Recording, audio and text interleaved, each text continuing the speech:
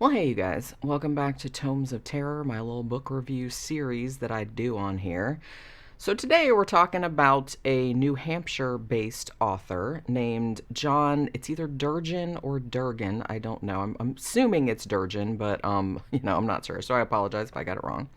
Now, this guy, apparently a very, very new face on the horror scene. I guess he co-founded Livid Comics 2 years ago, back in 2020, and his first published thing was like a Christmas horror comic series, which was called Yule, which is spelled like Jol, at around that same time. Now, according to his biography, he was a big fan of Stephen King, and kind of his big ambition was to be a horror writer, horror novelist. So he actually did end up fulfilling this dream in the summer of 2022 when he self-published his debut novel, which is called The Cursed Among Us, and I actually stumbled across it while I was browsing through Kindle Unlimited. Like I said, it's my Kindle Unlimited roulette. Now, the story of The Cursed Among Us is pretty clearly influenced by Stephen King's It. I mean, he even makes a reference to like a character reading it at some point in there. Got also caught a little bit of maybe Robert McCammon's Boy's Life, maybe like a dash of Stranger Things. Actually, there are two alternate covers, and one of the covers that I saw later on, you can tell that it's very much influenced by Stranger Things. Like they're trying to get like it has the same font and like it has kind of like an 80s retro throwback. So there's that kind of thing too. But I mean, just in the sense that it centers around a group of teenagers who are forced to contend with this, like, supernatural thing, like this supernatural monster thing, like being unleashed in their, like, very small town. Now, also, there's an element of conspiracy to it, I guess, too, because as the story goes on, you discover that all the adults in town, like their parents or teachers, stuff like that, the cops, they have many terrible secrets of their own and might know more about the unfolding events vis-a-vis the supernatural thing than they had previously led their children to believe. So, gonna say, this was a fairly solid debut novel. It had a handful of sympathetic characters and a really, like, action-packed narrative that hardly let up for a second. I mean, seriously, I had actually planned to do another book this week, but I switched this one and that one because this one was, like, a little bit shorter than the other one because I, was kind of under a time crunch, so I wanted something a little bit shorter. And I actually ended up reading this one. It only took me, like, maybe 2 or 3 hours, like, to read the whole thing because it just, like, kept going. It was relentless. But I will say that I did have some major issues in regards to the pacing a little bit, mostly like the writing style, particularly the dialogue. I'll get more into that like in a little bit. So at the beginning of the novel, there's kind of like a prologue, and it's 1980. And there's a guy named Henry Black, and the story jumps right in. He's like dragging a woman out into the middle of the woods to bury her in a place where no one will ever find her. Now, while she's still alive, but I guess Henry has like knocked her unconscious and like tied her all up so that she can't escape. So he's dug a hole, he tosses her in there, and she seems to like wake up momentarily, but then Henry like hits her with a shovel or something like that, and then presumably proceeds to like bury her alive. So from the general vibe of this brief opening, we are led to believe that Henry Black is a serial killer who has murdered numerous people before this, that the woman that he buried was his wife, and that he believed that his wife had been the one telling him to commit his prior atrocities. So that's kind of like how it's introduced, you know what I mean? And it's not quite that, but it's like, that's how they introduce the story. So we then jump ahead into the bulk of the narrative, which is set in 1999. So it's set in a town of 6,000 people called Newport, New Hampshire. I'm not sure if that's a real town or not, where nothing much exciting ever happens. It's just kind of like one of those nights. There's no nightclubs or anything like that. It's just kind of like, oh, it's the 90s. The kids go out bowling or they, get pizzas or rent movies on Friday nights. It's that kind of place. Now, people still talk about these murders, the Henry Black murders that happened 20 years ago, of course, especially because they were even featured on Unsolved Mysteries at one point, which is kind of like a plot thing that comes up like several times. Now, technically, I will say the case was solved because the killer was ostensibly Henry Black, and he was found guilty, and he was put in jail, and he died in jail. But there were kind of like some odd details about the crime that nobody could quite figure out. Like there were some occult connotations or like some of the crime scenes, and the fact that the killer appeared to have ripped the victims' hearts right out their chests, like with his bare hands, which seems a little bit of an implausible thing for like a human killer to be doing. So since then, all the adults in town had this really hard and fast rule that none of the kids in Newport should ever set foot in like these thick woods that surround the town where most of the killer's victims were dumped. And it's like they tell them, it's like, look, it's a bad place, it's dangerous, you'll get lost, and it's like there's kind of like a spooky kind of thing about it because that's where the murders took place. There's a very small police force in town. I think they say at one point that it's only 5 guys, and they actually even have like stiff penalties, like fines, like if they catch you in there. But of course, teenagers gonna teen. And our 4 main protagonists, who are 9th graders, but they're about 14 years old, and their names are Howie, Corey, Ryan, and Todd. They're actually in the woods one afternoon shooting footage for their latest low-budget slasher movie. They're all like really big horror nerds. They didn't actually mean to wander into the forbidden area of the forest, but they were kind of like rushing to finish a couple of scenes before it got dark, like before they lost the light, and they kind of like lost track of where they were at. So while they were looking for the best place to shoot, the boys actually stumble across this weird clearing deep in the woods that looks like nobody's been there for a really long time. And they find something that kind of looks like a grave site, like with all these weird black stones, like obsidian-looking stones, with weird symbols on them, like sort of peppering the top of this mound that they find. Now, one of the boys, Todd, who's kind of like the practical joker of the group, I guess, he's sort of fucking around with this purported gravesite. But then, like, some spooky shit starts to happen, which I won't really spoil, and they think they see someone watching them from the trees, so they kind of get spooked and they hightail it the fuck out of the woods. Now, the next day, Todd doesn't show up at school, and Corey tells the other boys that he actually had captured the whole incident in the woods on video because he had forgotten to push the stop button, like in his haste to escape, like he kind of dropped it, so it actually kind of filmed stuff from the ground. So he's like, you guys have to see like what's on this video. So he shows it to them, and what's on there like freaks them right the hell out, because it was like some shit that, you know, because there was so much chaos going on and they didn't really see what was going on, and some of the stuff that, you know, they didn't see in reality like turned up on video.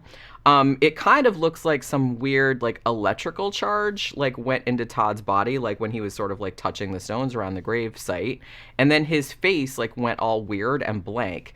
And they said it also looked kind of like the trees behind them were kind of like moving, or there was maybe something back there like while they were all running away. So because Howie had read all about the so-called Blackheart killer murders, like from 1980, he remembered the detail that those previous crimes also had something to do with these weird, like glassy black rocks with symbols on them. So he goes to the library, because 1999, y'all, to check it out. Now, during the course of this investigation, he finds this old newspaper clipping about the crimes, and there's a picture there of like one of the crime scenes, and it shows his favorite teacher at the school, whose name is Mr. B, and he teaches the film class, and he's very clearly like in the crowd, like surrounding the body. Now, this wouldn't be weird, except that Mr. B supposedly didn't move to Newport until like very, very recently. So what the fuck is he doing in this 20-year-old picture? So as the boys go to Mr. B and ask him about what's going on, it starts to come out that maybe something really fucked up might be going on in this town. And their fears are largely confirmed, one, by what Mr. B ends up telling them, and also when their friend Todd, like, he doesn't show up at school for several days, and then he starts acting really, really weird.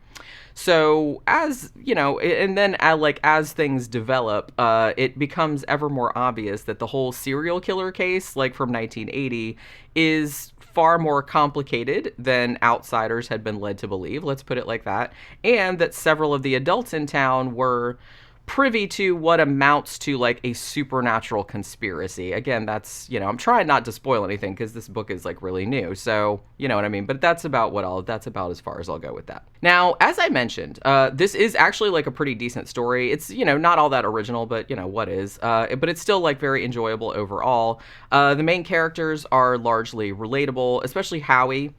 his perspective, we're usually following his perspective. We jump around to some of the other ones, but we're mostly like, following his POV. Because he's kind of sympathetic because he's, again, like a horror nerd. He has a real shitty home life with an abusive dad. His mom doesn't really play into it. She's there, but she doesn't really play into it all that much. The other boys aren't quite as well sketched out. We do get to spend a little bit of time with Ryan, who is sort of like an overweight kid who has like really loving, like laid back, indulgent parents, but is relentlessly bullied at school and is kind of seen as like needy and try hard and like clingy by his friends. So there's kind of like some conflict there. Todd is like less delineated. You don't get to know him all that well, like before bad shit starts to happen. Essentially he's like insecure kid who cracks jokes like to get attention. And Corey, I kind of feel like was the least fleshed out. Like he's barely distinguished at all. Mr. B is actually a good character. We get a few scenes from his point of view as well, which were actually like pretty welcome. I liked him as a character. Now, as I mentioned, also, this book is like a fast read, has like one action sequence coming fast on the next one.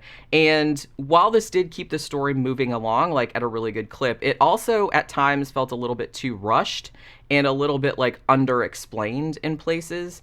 And the ending felt ever so slightly abrupt. I mean, there was something like a bit of a big like epic battle, like with the big bad, like the villain, but it still seemed like it needed more, stuff filled in. You know what I mean? If that makes any sense.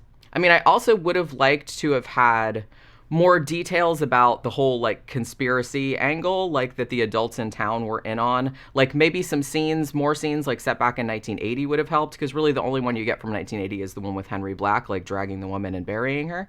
Or maybe like if barring that, like maybe some more scenes of like the boys figuring out like more information, like interviewing more people or something like that about what happened back then. I think that would have really filled in and fleshed out kind of the history and the lore in a more satisfying way of like this supernatural thing, this supernatural force that is unleashed. But honestly, I think the book's biggest flaw for me was this sort of like, I guess like rudimentary writing style. I mean, it read as like kind of like a tad simplistic, almost like it was geared toward younger readers, which it's not, because there's like a lot of swearing and gore and stuff like that. So it's not a YA, but it kind of like reads a little bit like that.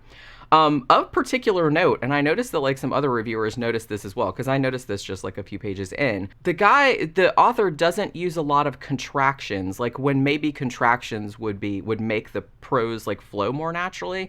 It made everything read as like really stilted. Like there were contractions used like at relevant points, but a lot of the time, like both in the dialogue and in like the narrative bits, all the words were like spelled out. You know what I mean? I am sorry. I did not do this. We are doing this and that. I will do this and that. And it's like, it just seemed very weird. It almost kind of, it came across a little bit, like, I don't mean to be mean, but it came across a little bit like it was a school writing assignment that had to be a certain number of words. And like, they were trying to like pad it out. Like, you know what I mean? By using like 2 words instead of just the one contraction, when the contraction would have sounded a lot more natural. And I think it was especially jarring, too, in the dialogue bits, because a lot of the dialogue was coming from like teenage boys, like 14-year-old boys in the 1990s. And a teenage boy is not going to say, I am so sorry that we are doing this. Like, they don't talk like that, like, and not if English is their first language. So it really did sound like very, very stilted and strange. And I'm just like questioning the decision of not using contractions all that often. It was just like a really weird decision. And, because you know what a stickler I am for grammar, I'm one of those people. There were like a bunch of grammatical errors. There were like some run-on sentences, which always drives me up the wall. And that seems to be something I encounter like a lot in books nowadays. And sentences where like necessary commas were left out, which also kind of drives me crazy. Also, and this is another thing I see this a lot too. There was like a bunch of misplaced homophones, if you know what I'm saying. Like at one point he used the word gauge, G-A-G-E, instead of the way that you're supposed to spell it, which was G-A-U-G-E. There were 2 instances where vice, V-I-C-E, was used when he meant vice, like a vice that grips something, which is V-I-S-E. There were also 2 instances where he used discrete, D-I-S-C-R-E-T, instead of discreet, like on the down low, Discreet, which is how you're supposed to spell that. There were also some more obvious ones, like he used creek, like a running creek, like Creek, when he meant creak, like a wood, like a, floorboard creaking, Creak. There was also one point where he used peddled, Peddled, which means like selling something, instead of pedaled a bicycle, like Pedaled. One time too, he used brakes, like something breaks, instead of car brakes, Breaks instead of Brakes. And there was one instance too where he wanted to say know nothing, like somebody that knows nothing, Know, but he used know nothing, like No nothing, which I thought was like really odd. Now these were just the ones that I caught. So this definitely needed like another pass through with an editor. Like I realize I'm very, very anal retentive, but that homophone thing, it really like, I mean, and that, like I said, there might have been more than that, but those were just the ones that like immediately stood out to me. So yeah, this really definitely needed another pass through an editor. Like I understand that like a spell check isn't going to catch that because the words aren't spelled incorrectly. You're just using them incorrectly. You're using like a homophone, you know what I mean? And that's something that I see turn up a lot in books, which is crazy.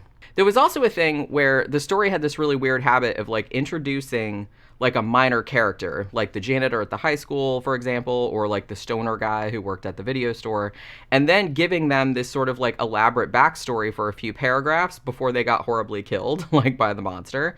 Like, I get that a horror story of this type, like, needs monster fodder, obviously. And to be fair, a lot of slasher movies try to do this kind of thing, like where they introduce and try to humanize a character, like just moments before they ultimately get bumped off in horrible ways.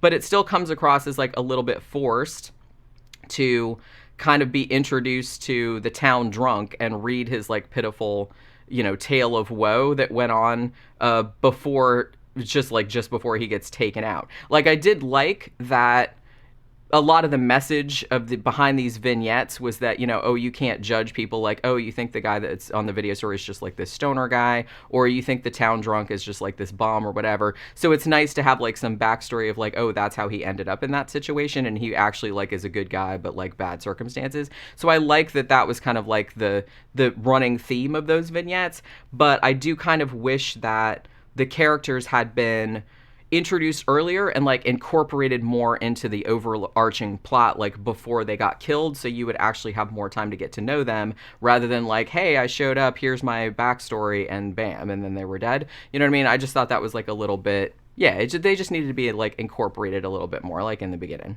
So, on the whole, this book had some problems, but I think the story idea was like a solid story idea. And I think kind of like maybe with more experience, more polish, stuff like that. Because like I said, this is a very new author. I think that he will actually like produce some great stories down the line. So, I'll be on the lookout for whatever he does next. And that'll do it for this Tomes of Terror. Hope to see you guys on the next one.